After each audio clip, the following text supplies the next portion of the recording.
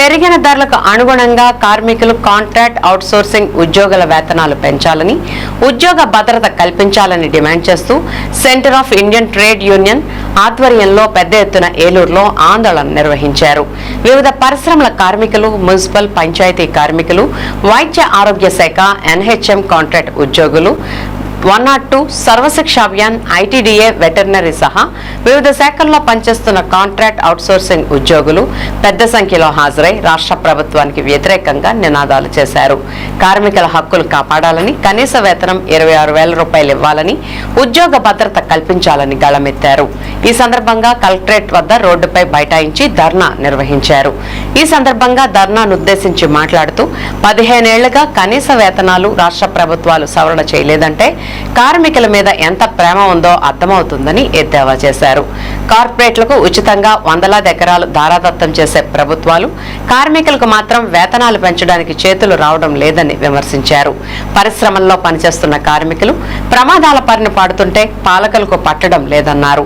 రాష్ట్ర ప్రభుత్వ శాఖల్లో పనిచేస్తున్న లక్షల మంది కాంట్రాక్ట్ అవుట్సోర్సింగ్ ఉద్యోగుల పట్ల ప్రభుత్వం నిర్లక్ష్యంగా వ్యవహరిస్తుందని ఆవేదన వ్యక్తం చేశారు.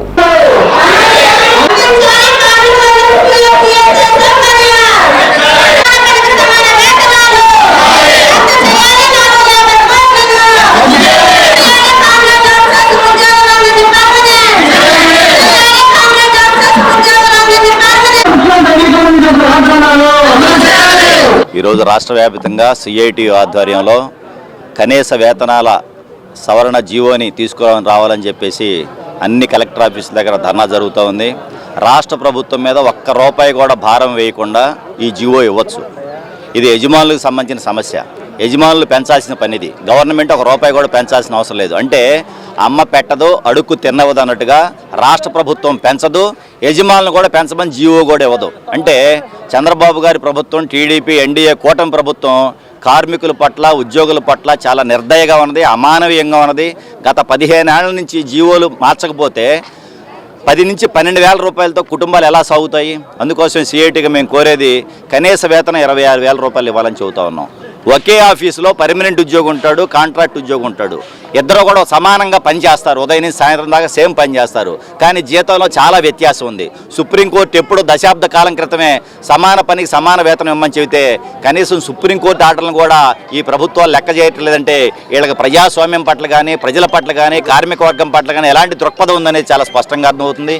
ఇప్పటికైనా కానీ తెలుగుదేశం ప్రభుత్వం మీరు కార్మికుల పట్ల, ఉద్యోగుల పట్ల ఏమాత్రం మీకు చిత్తశుద్ధి ఉన్న కనీస వేతనం ప్రభుత్వ రంగంలో కానీ ప్రైవేట్ రంగంలో పనిచేసే వారందరికీ కూడా 26,000 రూపాయలు ఇవ్వాలని మేము కోరుతా ఉన్నాం. పక్కనే తెలంగాణలో జీవో సవరణ చేశారు, పక్కనే కర్ణాటకలో సవరణ చేశారు, తమిళనాడులో సవరణ చేశారు, కేరళలో సవరణ చేశారు. మీకేం పోయే కాలం వచ్చింది? దక్షిణాది రాష్ట్రాలు, అన్ని రాష్ట్రాల్లో మీరు సవరణ చేస్తే జీవోల్ని మీరు మాత్రం పెంచకపోవడం అంటే మీరు కార్మికుల పక్షాన ఉన్నారా, యజమానుల పక్షం ఉన్నారో ఒకసారి మీరు ఆలోచించుకోవాలని చెప్పేసి మేము కోరుతున్నాం. ఈ ఉద్యమం ఇది ప్రారంభం మాత్రమే, రేపు కూడా జరుగుద్ది. అప్పటికీ పట్టించుకోబోతే రేపు ఆగస్టు 10వ తారీఖున దేశవ్యాప్తంగా జైలు బరోకు కూడా సిద్ధమవుతూ ఉన్నారు. నిన్నగాక మొన్ననే విద్యార్థులు కాక్రోచ్ పార్టీ పేరుతో విద్యార్థి యువజనలు ఎన్డీఏ ప్రభుత్వానికి చొక్కలు చూపించారు. రాబోయే కాలంలో మీకు కూడా అలాంటి పరిస్థితి రాకూడదని మేము కోరుకుంటున్నా ఉన్నాం. జగన్మోహన్ రెడ్డికి ప్రభుత్వం కూడా ఇలాగే మొండిగా ఉన్నది. ఆ ప్రభుత్వానికి తగిన బుద్ధి చెప్పారు కార్మికులు, ఉద్యోగుల ఆగ్రహం కట్టలు తెంచుకోకముందే, అన్రెస్ట్ రాకముందే మీరు మేలుకోవాలి. ఆ రకంగా రాష్ట్రంలో శాంతియుత పరిష్కారంగా, సామరస్యంగా ఈ సమస్యను పరిష్కారం చేయాలని మేము సిఐటిగా డిమాండ్ చేస్తాం. రాష్ట్రంలో కాంట్రాక్ట్ కార్మికులు, అవుట్సోర్సింగ్ ఉద్యోగులు మొత్తం అందరికీ కూడా కనీస వేతనం 26,000 రూపాయలు ఇవ్వాలని చెప్పి కోరుతూ ఈరోజు సిఐటి ఆధ్వర్యంలో అన్ని జిల్లాల కలెక్టరేట్ల వద్ద పెద్ద ఎత్తున ఆందోళన నిర్వహిస్తూ ఉన్నాం.